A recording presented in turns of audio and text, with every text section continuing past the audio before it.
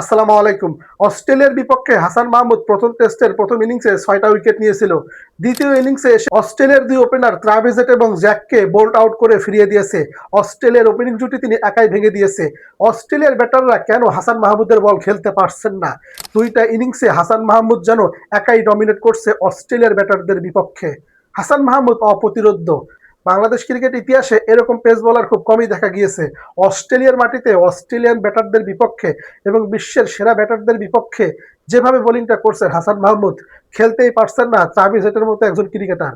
যেই Travis head কিনা আইপিএলে বলে বলে ছক্কা হাঁকায়, সেই ট্রাভিস হেডকেই টানা ২ ইনিংসেই বোল্ড আউট করে ফিরিয়ে দিয়েছেন হাসান মাহমুদ। এই হাসান মাহমুদ তো অপ্রতিরোধ্য। বাংলাদেশ এই ম্যাচটা জিতবে শুধুমাত্র সময়ের অপেক্ষা। হাসান মাহমুদ বোলিংয়ে ব্যাটিংয়ে অপ্রতিরোধ্য।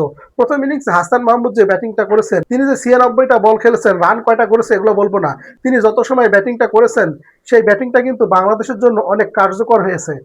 হাসান মাহমুদ কি একজন প্রপার বলার, একজন ব্যাটার নাকি অলরাউন্ডার? আমি তো বলবো বাংলাদেশের শেষের দিকে এসে ব্যাট হাতে কিন্তু খুব গুরুত্বপূর্ণ ভূমিকাটা পালন করছেন হাসান মাহমুদ। বিশেষ করে অস্ট্রেলিয়ার বিপক্ষে এই ম্যাচটাতে দেখুন হাসান মাহমুদ কিন্তু ব্যাট হাতে দীর্ঘ সময় কিন্তু সঙ্গ দিয়েছে মেহেদী হাসান মিরাজকে। বল হাতে প্রথম ইনিংসে ৬ উইকেট, দ্বিতীয় ইনিংসে ২টা উইকেট, এখন পর্যন্ত অস্ট্রেলিয়ার ব্যাটিং ইউনিটটা তিনি একাই ধসিয়ে দিচ্ছেন। এই হাসান মাহমুদকেই আমরা সবসময় দেখতে চাই। বিশ্ব ক্রিকেট তো হাসান মাহমুদকে নিয়ে আলোচনা করছে। কাউন্টি ক্রিকেট থেকে শুরু করে বিশ্বের বড় বড় সেলিব্রিটিরাও কিন্তু, বড় বড় ক্রিকেটাররা, সাবেক ক্রিকেটাররাও কিন্তু হাসান মাহমুদকে নিয়ে কথা বলছে। হাসান মাহমুদ কি অস্ট্রেলিয়ার দ্বিতীয় ইনিংসেও ৫ উইকেট নেবে? এমনটাই মনে হচ্ছে। কমেন্ট বক্সে আপনাদের মন্তব্য মতামত আশা করছি।